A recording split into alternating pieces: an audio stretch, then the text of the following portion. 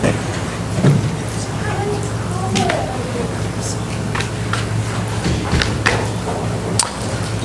Some of you I know I don't really like to get political in the pulpit, and I'm not going to do that now, but I do want to ask a question that kind of kick off the lesson tonight. What would happen if a shepherd ran for president? Think about that for a second. What kind of campaign would that be? And I'm not talking about somebody who's made millions and millions of dollars being a shepherd. I'm talking about just an ordinary sheep herding type fellow who stays true to his rams and ewes. What would happen if that guy ran for president? And I don't really have the answer to that specifically, but I suspect what would take place is that the major political parties would rip him to shreds, because the truth is that he wouldn't even come close to getting nominated. You know that more than half of the presidents we've had in U.S. history have been lawyers. Let's that sink in for a moment, just what kind of leadership I guess we prefer. We really like lawyers, even though we joke about not liking them, or why do we keep electing them? But the truth is that the world likes a certain kind of leadership. The world likes rich, it likes powerful, it likes successful, it likes flashy. The guys who get nominated are the big business owners, the career politicians, the big shot professionals, the people who are in the spotlight constantly. There is no place in the world's leadership for somebody who is just a simple shepherd. That is the view our world has. But is that the view that God has? Tonight I want to talk about the subject of God the shepherd, and this is kind of an extension of this quasi-series I have in my head for roles of God in the Bible. We'll see how many of these lessons actually get done. But the idea that I want to look at tonight is, first of all, notice how God chooses His people, chooses leaders among His people, based on, of all things, on the fact that they are shepherds. And He does not follow the world's standard of what is greatness. He does not follow the world's standard of what is success. Instead, He chooses people who are shepherds to be leaders of His people. And the reason for this, of course, is because God Himself is a shepherd. Because God chooses to lead His people as a shepherd, and He chooses leaders who are like Himself to carry out that task. This is God whose ways are higher than our ways, whose foolishness is greater than our wisdom, that we are talking about. And that God likes shepherds is obvious, of course. We can see that. And so really I want to kind of look at this from a few different angles tonight. Before I get into the text proper in the Bible, I want to read this passage from the Code of Hammurabi. What in the world does that have to do with anything, you might ask? Well, the way Hammurabi introduces himself, Hammurabi was a king in Babylon. Actually, he dated to a little bit before Abraham. And in his famous law code, and the only reason Hammurabi is famous because he wrote a law code that got preserved for thousands of years after the fact, but he introduces himself this way: I am Hammurabi, the shepherd, selected by the god Enlil. And you think, oh, well, maybe they liked shepherds more back then. Maybe that was their standard of leadership, right? But the problem is that if you keep reading his prologue, it's clear that he doesn't view himself in just the role of a simple herder of sheep who takes care of little animals. He views himself with a little bit more highly than that. He calls himself the onslaught of the four regions of the world. He calls himself humble and talented. Always amused to let that one sink in for a minute. Calls himself the discerning king, the warrior, the Lord, protecting the canopy of the land, the dragon among kings, the enemy ensnaring throne net, the fierce wild bull, the one who is steeped in wisdom, the pure prince, the Lord of kings, the peerless warrior. And that's just the first page. I am not even joking. You can read this thing. It goes on and on for pages and pages. One thing we can say about it, for all of who he was in the ancient world, he was full of himself. This is what the world judges as leadership. Yeah, I'm a shepherd, but I'm also these other things too. That's why you should, make me your king. That's why you should make me your leader. But this is the view that God has when He chooses His people as leaders. Well, no, you don't find... David is not ever described this way. Abraham is not ever described this way. Moses is not ever described... Well, Moses is described as the meekest man on the face of the earth. And unless that's an editorial comment from somebody else, Moses might have written that, which kind of a head scratcher in and of itself. But the fact of the matter is God chooses shepherds not because they embody this kind of leadership, but because they are in some ways almost opposed to it. Who does God choose from the beginning? Well, God chose Abel. Abel and Cain came to present their offerings. Cain was a farmer of the fruit of the ground. Abel was a shepherd. And Abel offered a greater quality of sacrifice. He offered it by faith. And ultimately, the Lord had regard for Abel and his offering. But for Cain and his offering, he had no regard. He did not accept Cain's sacrifice. And so we see that even at the very beginning, God chooses the shepherd. He chose Abraham and Isaac and Jacob. What do those three men have in common? Aside from the fact that they're all related. They're all shepherds. They all had flocks and herds.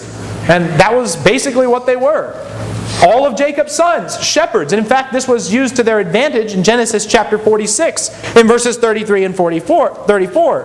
When they're trying to decide where to settle in the land of Egypt, one thing that keeps them separate from the Egyptians is when they tell Pharaoh their occupation, he says in verse 34, "Your servants have been keepers of livestock from our youth even until now, both we and our fathers." They're told to say this. Why? So that they might live in the land of Goshen, where every shepherd is loathsome to the Egyptians. God was, in a sense, providentially preserving His people as a separate entity at that point. But the fact of the matter is that the shepherd was not considered, the favorable thing to be back then. It wasn't that they had a problem with keeping sheep, because even Pharaoh kept flocks and herds. But what it was that semi-nomadic lifestyle, that wandering from place to place in tents and watching sheep and taking care of sheep. That's just something that was kind of frowned upon. We want you to be, come into the big city like us in Egypt and, dwell and be prosperous. Make a name for yourself. More like Babylon, really. In fact, Hammurabi, who we just read, was king of Babylon. That should give you an impression of the kind of prideful ideas about leadership that they had there. And of course, Moses. Moses was a shepherd as well. Spent 40 years in the court of Pharaoh, but that wasn't what prepared him to lead the people out of the land of Egypt. It took another 40 years of him being a shepherd in the wilderness of Midian before God finally called him and said, "I want you to go to Pharaoh and tell him to release my people." And of course, David. David was chosen to be the shepherd of all Israel, but what was he doing before that point? He was the youngest son, and he was out supposed to watch the sheep. This was a task they gave to the youngest kid. They didn't give it to the oldest boy. They didn't give it to the children who were more experienced. They gave it almost kind of as an afterthought. Oh, he's not here. He's watching the sheep. You wouldn't be interested in him. But the truth is that God was very interested in David as a leader, because God is looking for this kind of person who is able to watch the sheep with all simplicity. All this to say, God chooses the people who shepherd physical sheep to be shepherds to Israel, because without them, Israel is like sheep without shepherd. The nation is described in this way in several places. Numbers chapter 25, in verses 15 through 17. Numbers chapter 27, verses 15 through 17. They're having a conversation about who's going to replace Moses as the leader of Israel. And in verse 15, Moses spoke to the Lord, saying, "May the Lord, the God of the spirits of all flesh, appoint a man over the congregation who will go out and come in before them, who will lead them out and bring them in, so that the congregation of the Lord will not be like sheep which have no shepherd." What happens to sheep when they don't have a shepherd? Well, lots of bad things. Mostly, they get scattered. I haven't spent a lot of time around sheep, because I live in an urban environment or suburban environment. I'll tell you something. When I hear sheep aren't very smart, one sheep jumps off a cliff, the others are liable just to kind of follow them. They're not very bright. They need someone to keep them together. They need someone to take care of them, because they just wander off in the mountains. This isn't a good situation. When sheep are without a shepherd, there's no hope for them. So Joshua was tasked with replacing Moses as a shepherd. David, in like manner, the shepherd who was called from the fields is called to be a shepherd to the people Israel.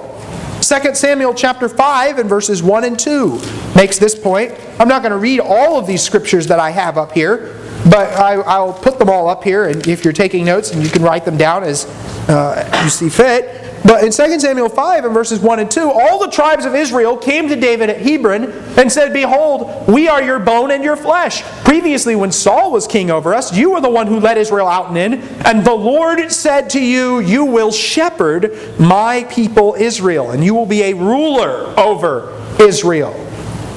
Again, in 2 Samuel chapter 7 and verse 7, he says,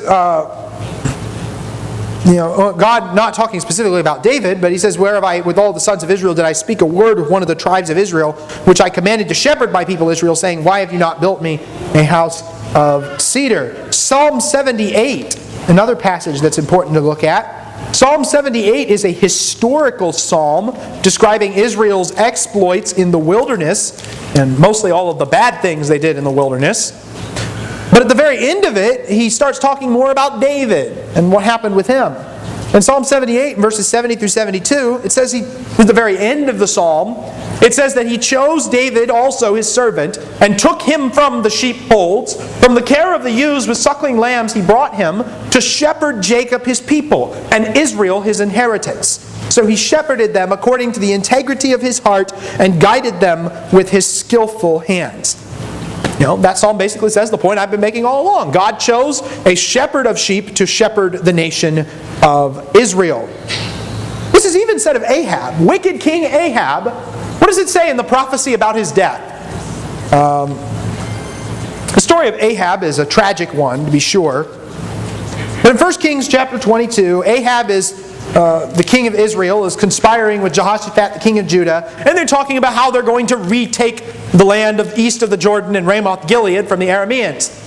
And Ahab says, "I want to go out to battle and take this thing back." And Jehoshaphat says, "Well, maybe we should consult the prophet of the Lord first." So Ahab calls in a committee of a bunch of prophets of Baal, and they all say, "Oh, go out to battle, you'll be successful." And Jehoshaphat goes, "Well, that's all well and good, but these aren't prophets of the Lord. Do you have any prophets of the Lord that we can consult who might give us advice?" And Ahab says, "Well, there is one guy, but I don't really like him very much because he never says anything nice about me." And so they bring him in, Micaiah, the prophet of the Lord. And Micaiah tells him the same thing. "Oh, yeah, go out to battle. You'll be successful."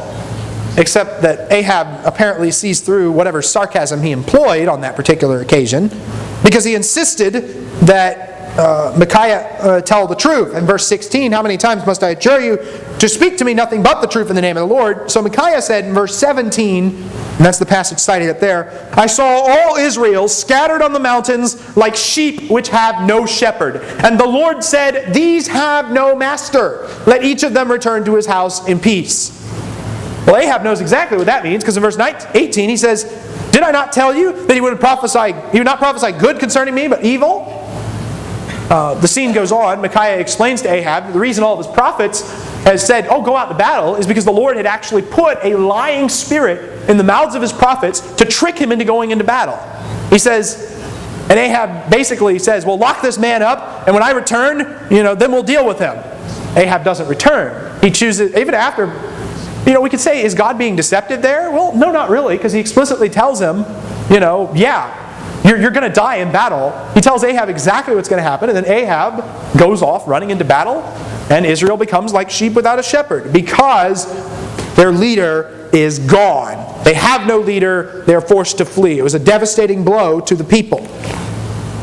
This problem of Israel being sheep without a shepherd was a problem even in Jesus' day. I will note Matthew's account of this in Matthew chapter 9. In Matthew chapter 9, beginning in verse 35, Jesus was going through all the cities and villages, teaching in their synagogues and proclaiming the gospel of the kingdom and healing every kind of disease and every kind of sickness. Seeing the people, he felt compassion for them because they were distressed and dispirited like sheep without a shepherd. He said to his disciples, "The harvest is plentiful, but the workers are few. Therefore beseech the Lord of harvest to send out workers into his harvest." Jesus feels compassion for the people. They're like sheep without a shepherd. They are exactly like the people after Ahab was destroyed, or after Moses died. And just as Joshua was chosen to replace Moses so that Israel would not be sheep without a shepherd, Jesus or Joshua, as his name is more correctly translated, has also come to be a shepherd to these people of Israel. He is sent to the lost sheep of the house of Israel, as he says in chapter 10, although sending out his own disciples as sheep in the midst of wolves.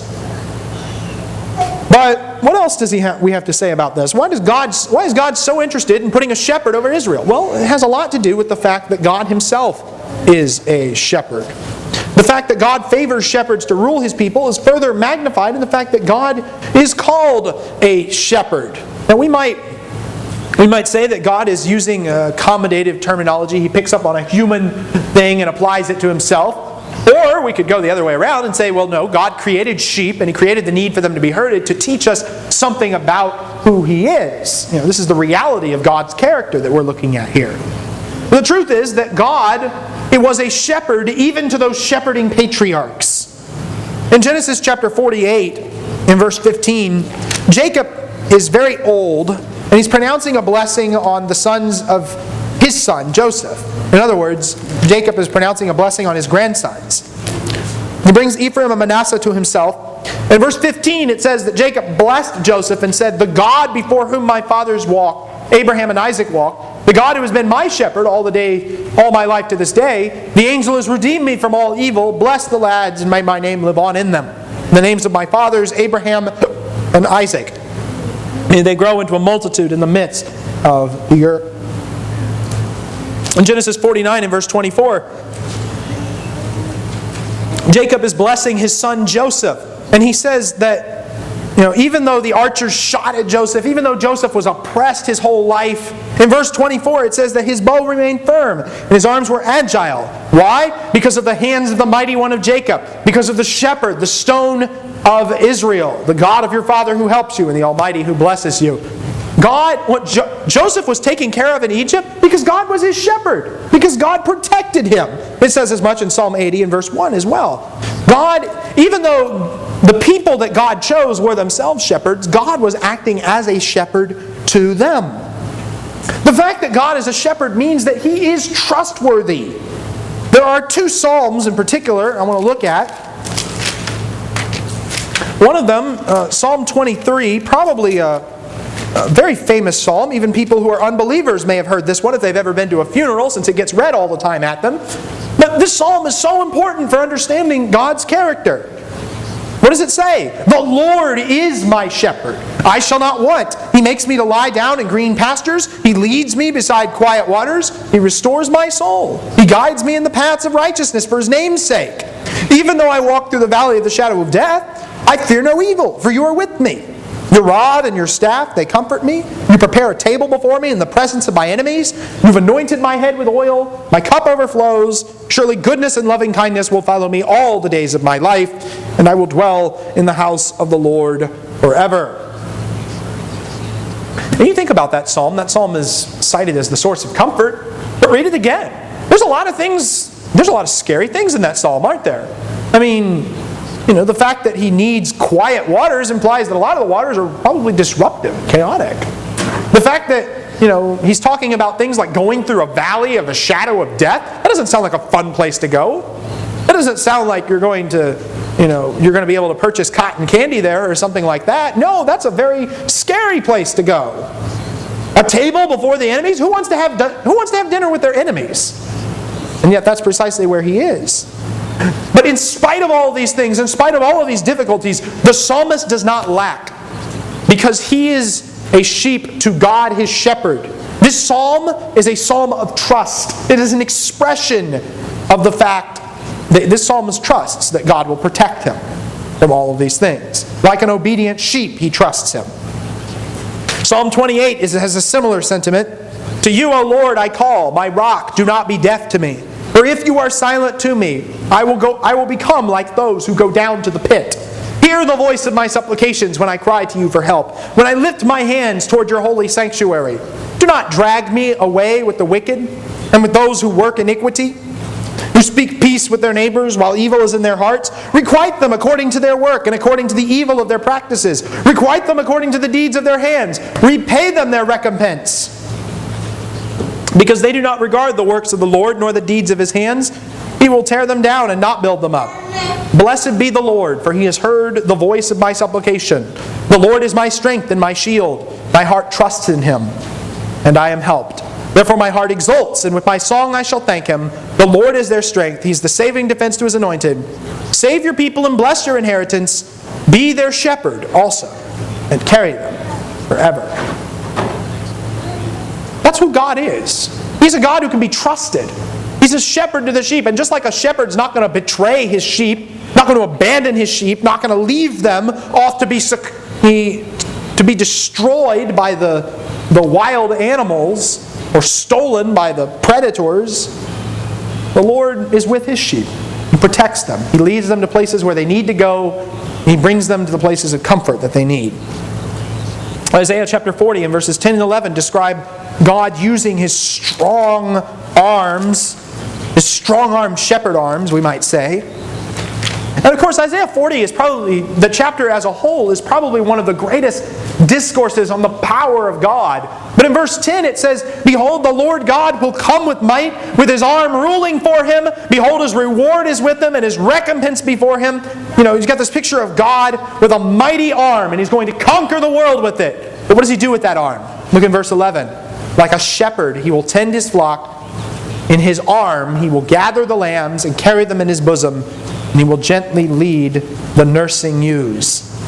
There's a contrast between God's mighty ruling arm and His tender nurturing arms He uses to carry His sheep with. Those are the same arms. If you've got a shepherd like that, what do you have to be afraid of? If you've got someone who can carry you that securely, what fear do we have? God has a goal, and His goal is to gather His sheep. It is a goal that He has had since the beginning. When He first created man in His own image, He desired a relationship with him. But man, like man is so good at doing, rebelled against God, was cast out from His presence. By Genesis 11, mankind is scattered over the face of the earth because of the incident at the Tower of Babylon. But the story of the Bible is about man being reconciled to God in that respect. Ultimately through Jesus Christ, as we're going to see. God has a plan to gather His sheep. In Jeremiah chapter 31,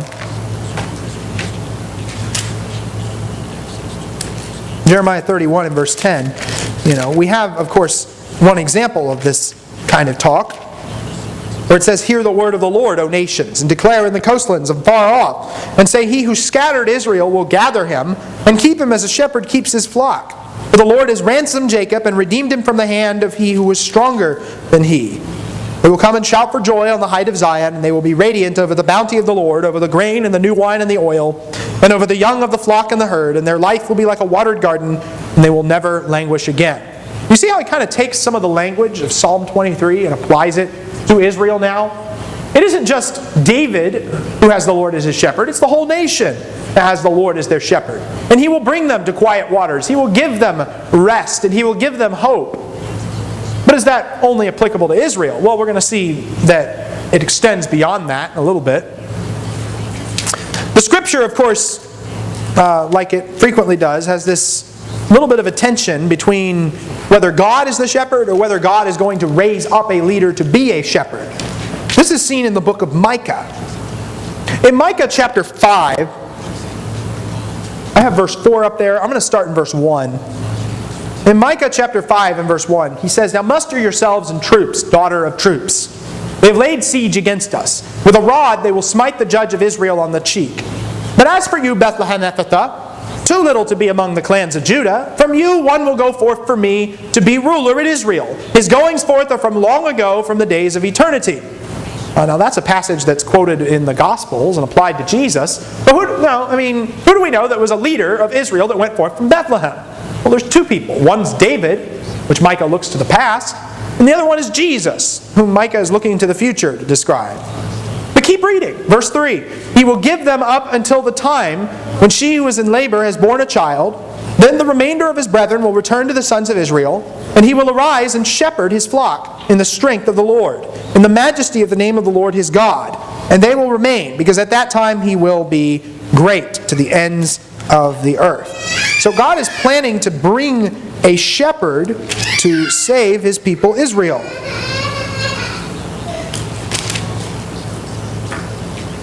But of course, in Micah chapter 7, addressing God, he says, "Shepherd your people with your scepter, the flock of your possession, which dwells by itself in the woodland. In the midst of a fruitful field, let them feed in Bashan and Gilead, as in the days of old. As in the days when you came out from the land of Egypt, I will show you miracles.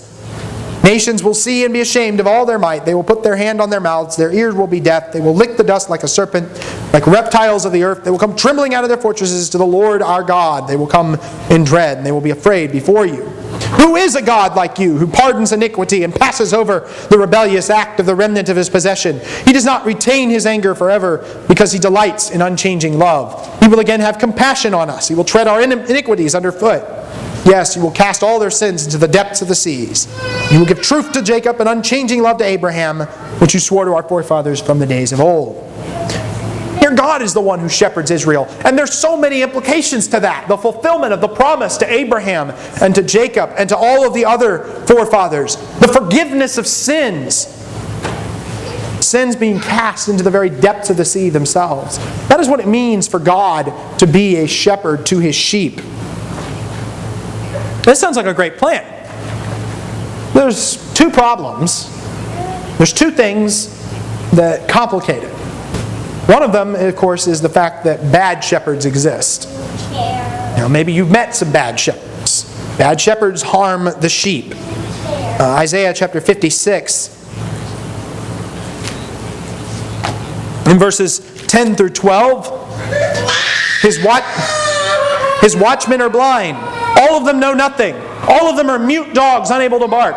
Dreamers lying down who love to slumber. And the dogs are greedy. They are not satisfied. And they are shepherds who have no understanding. They have all turned to their own way, each one to his unjust gain to the last one. Come, they say, let us get wine and let us drink heavily of strong drink. And tomorrow will be like today, only more. These are the false leaders of the nation. People who are described as blind watchmen, dumb dogs, mindless shepherds. They get drunk for no reason. Is this the kind of leadership you want? Well, there's bad shepherds out there. Jeremiah chapter 10 and verse 21. I'll read this one. Jeremiah chapter 10. I'll back up a little bit. In verse 20 it says, "My tent is destroyed and all my ropes are broken. My sons have gone from me and are no more. There was no one to stretch out my tent again or set up my curtains, for the shepherds have become stupid and have not sought the Lord. Therefore they have not prospered and all their flock is scattered." Well, that's kind of insulting. The shepherds are actually called stupid here. I've met people who, they don't think that you should ever say the word stupid. That's clearly not the case because the Bible uses it. The King James says brutish, I think, which basically meant the same thing back then. But what is this? This is what God thinks of bad leadership. This is what God thinks of wicked shepherds. What do they do that's just so horrible? Well, you can read Jeremiah. I won't go through all the references up there for the sake of time. But they're ruining God's vineyards and fields. They're destroying and scattering the sheep. They've led the people astray so that they could be devoured by the wild beasts. That's effectively what's going on. Bad shepherds it's like having no shepherd at all. No one to protect the sheep at all. Also up there is Ezekiel 34, a very lengthy discourse describing the wicked shepherds of Israel, as well as the dangers of evil sheep, of course, among the sheepfold. And how these wicked shepherds of Israel are, they're killing the sheep and eating them. They're abusing the sheep. They're failing to take care of the sheep. These are the people who are in charge of Israel. They are like sheep without a shepherd, even though they've got people claiming the title of shepherd over them. And then God promises in Ezekiel 34, He says, I'm going to deal with these bad shepherds. I'm going to remove them from their place. I'm going to judge them. And I myself will be their shepherd. God promises to be the shepherd to His people Israel, to herd them like sheep. The other problem is that shepherding is dangerous. You ever think about that?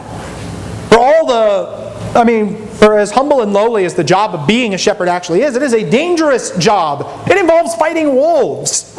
Of course, I mentioned before, David, the youngest son, was left in charge of watching the sheep. Ever wonder what that job entailed? Well, he tells you in 1 Samuel 17. When he's talking to Saul in verses 34 and 35, David said to Saul, Your servant was tending his father's sheep. When a lion or bear came and took a lamb from the flock, I went out after him and attacked him and rescued it from his mouth. And when he rose up against me, I seized him by his beard and struck him and killed him." David, as a little boy, had to kill bears and lions. Is that a frightening prospect for a young man? I don't want to go fight a bear, do you? I'm kind of scared of that idea. David did that as a boy. Shepherding is dangerous work. But more than that, shepherding involves suffering. Jeremiah 17 and verse 16, the prophet describes himself as a suffering shepherd. Abel, is it any coincidence that the first shepherd we are introduced to in the Bible is killed mere verses after we learn that he is a shepherd? I submit to you that it is not a coincidence. And of course, what happens when the shepherd dies? What happens if one of these wild animals comes and actually kills him? What happens if somebody who's just wicked comes and kills him? What's going to happen to the sheep? Well, the sheep get scattered. Zechariah 13 and verse 7 mentions this as much. "Awake, O sword, against my shepherd and against the man, my associate, declares the Lord of hosts. Strike the shepherd, that the sheep may be scattered, and I will turn my hand against the little ones." Now, Jesus applies that prophecy to himself in the New Testament, in Matthew chapter 26 and in Mark chapter 14. It's a frightening reality to the fact, if God is shepherd, he makes this statement in Zechariah that the shepherd will ultimately be struck down. He must ultimately make the life-risking sacrifice to defeat the wolves. But Jesus applies that prophecy to himself. That's what it means for God to be our shepherd. It means that he's going to die for his sheep. This brings us to, of course, Jesus, because we cannot talk about God as shepherd without talking about Jesus, the good shepherd. And the discourse on the good shepherd is in John chapter 10, but the chapter division here isn't really good because it comes right on the heels of this in conflict with the Pharisees about a man who was born blind. There was a man who was blind from birth, and Jesus gives the man back his sight. And the Pharisees, of course, launch an investigation. We're going to catch the guy who did this horrible thing of giving a man back his sight because he did it on the Sabbath day. Now, that's the real objection here. And of course, they can't disprove the miracle, and so they basically get angry at this man because he confessed Jesus as the Christ. They put him out of the synagogue. But Jesus locates this man. He reveals himself to this man. And in verse 39, Jesus said, "For judgment I came into this world so that those who do not see may see, and those who may see may become blind." Well, some of the Pharisees who were with him heard these things and said to him, "We're not blind too, are we?" And Jesus said to them, "If you were blind, you would have no sin. But since you say we see, your sin remains. Truly, truly, I say to you, he who does not enter by the door into the fold of the sheep, but climbs up some other way, he is a thief and a robber. But he who enters by the door is a shepherd of the sheep. To him the doorkeeper opens, and the sheep hear his voice, and he calls his own sheep by name and leads them out.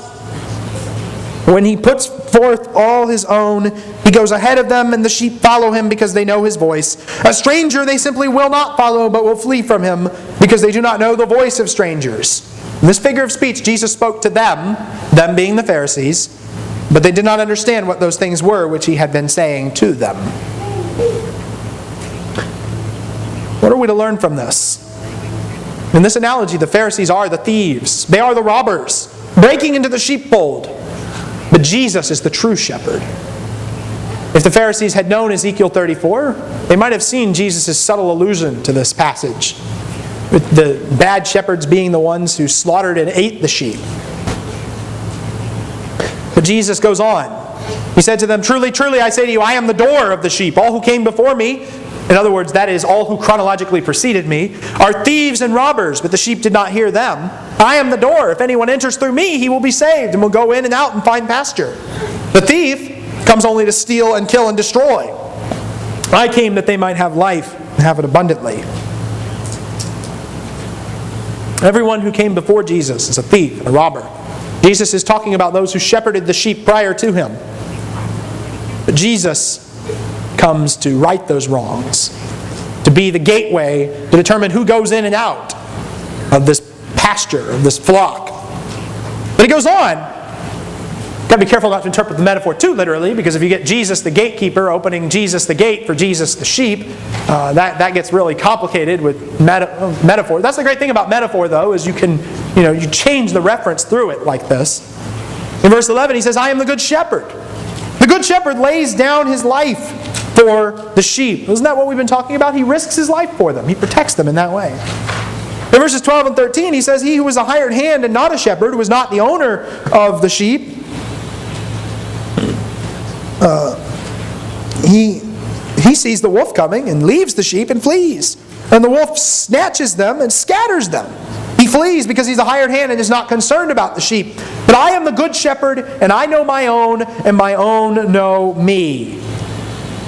In verse 15, "Even as my Father knows me, and I know the Father, and I lay down my life for the sheep." He's the one that calls them by name in verse 4. He's the one that knows who they are. I find it interesting that nobody in the Gospel of John, nobody recognizes Jesus after his resurrection until he calls them by name. Especially in the case with Mary Magdalene in chapter 20. Jesus has a relationship with them, just as his Father has a relationship with him. Jesus loves his sheep, and it's unconditional love. The question is never whether our shepherd loves us. It's whether we as sheep reciprocate that love, whether we want to be a part of that flock. In verse 16, he mentions other sheep. "I have other sheep which are not of this fold. I must bring them also, and they will hear my voice, and they will become one flock with one shepherd." I said before, this isn't just about Israel. It's not just about ethnic Israel. Ultimately, God has a plan to restore all of the sheep of humanity to himself. That means that there are some in the Jewish sheepfold that have been abused by their shepherds for too long, and Jesus is going to take that remnant from the flock. And he's going to go get other sheep that are not in that fold, who are scattered abroad, the Gentiles.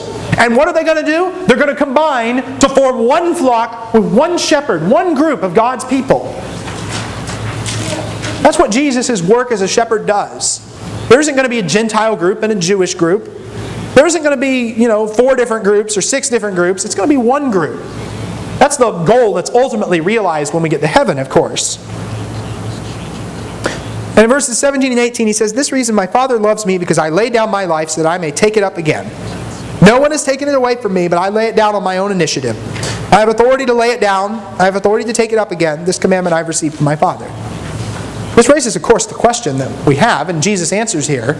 What good is a dead shepherd? I don't know. If the shepherd gets killed by predators, who's protecting the sheep now? Who's watching them? They're still going to be scattered. Jesus' whole thing about laying down his life for the sheep, from the human standpoint, it doesn't work. Because once he's laid down his life for the sheep, he's dead. Now, the next predator that comes along can kill the sheep and eat them and devour them. And that's not a very pleasant picture there. But that's why Jesus says that no one takes my life from me by force. I lay down my life and I take it up again. I alone have the right to lay it down, the authority to lay it down. I alone have the right to take it up again. No one killed Jesus by force. Jesus did not go to the cross as a hapless victim who had no control of his circumstances. On the contrary, the Gospels portray him as the very grand orchestrator of the whole thing. He has the authority to give up his life, and he has the authority to take it back. A similar point is made in Hebrews chapter 13 and verse 20.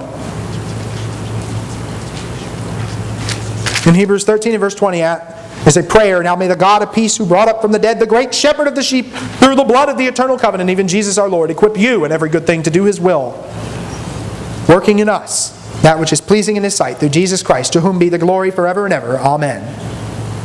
To become our shepherd, Jesus became the sacrificial lamb. But in doing so, he is vindicated in the resurrection of the dead. And now he remains alive forevermore to be our shepherd and our king. Some very quick practical reflections on all of this. There are three points I just want to make from all of this. First of all, God's shepherding is a source of comfort and hope for us. Now think about that. Can you fight wolves? I don't know how to fight wolves. I'm not very good at it. We can't fight the wolves ourselves. But the Lord provides us protection not only from wolves, not only from lions, not only from bears, but even from our great seven-headed draconic adversary that's described in Revelation chapter 12. We can't find safe pasture on our own. I don't know where to find it, but the Lord leads us beside the still waters to the green pastures, as it says in Psalm 23. We can't survive the valley of death on our own. You think about that. That's the one reality that every human being has to confront. Death. Everybody's going to die at some point. What have you got to inoculate you against that? Well, the Lord leads us through the valley of the shadow of death. And we have nothing to fear because He is with us. And He gives us a hope of dwelling in His house forever. Second, the fact that God is our shepherd is the basis for judgment. Because He is the shepherd of the flock of the whole earth, there's a day coming, well, on the one hand, when we have hope in that. I want to read Revelation chapter 7 and verses 16 and 17. Revelation 7 and verses 16 and 17 says that they will no longer hunger nor thirst anymore, nor will the sun beat down on them, nor any heat. For the Lamb in the center of the throne will be their shepherd. Only in the book of Revelation can you get such a juxtaposed image of a lamb being a shepherd. The Lamb in the center of the throne will be their shepherd and will guide them to the springs of the water of life, and God will wipe away every tear from their eyes. That's the positive side of the judgment. But more emphatically, we must turn to Matthew chapter 25. In verse 32, where Jesus describes Himself coming in the glory of His angels. And in verse 32 He says, all the nations will be gathered before Him, and He will separate them from one another as the shepherd separates the sheep from the goats, and He will put the sheep on His right and the goats on His left. Jesus has another act to perform as shepherd besides laying down His life for His sheep. That act comes in separating sheep from goats. For the sheep He will say, well done, good and faithful servant. Enter into the rest prepared for you, the kingdom prepared for you from the foundation of the world.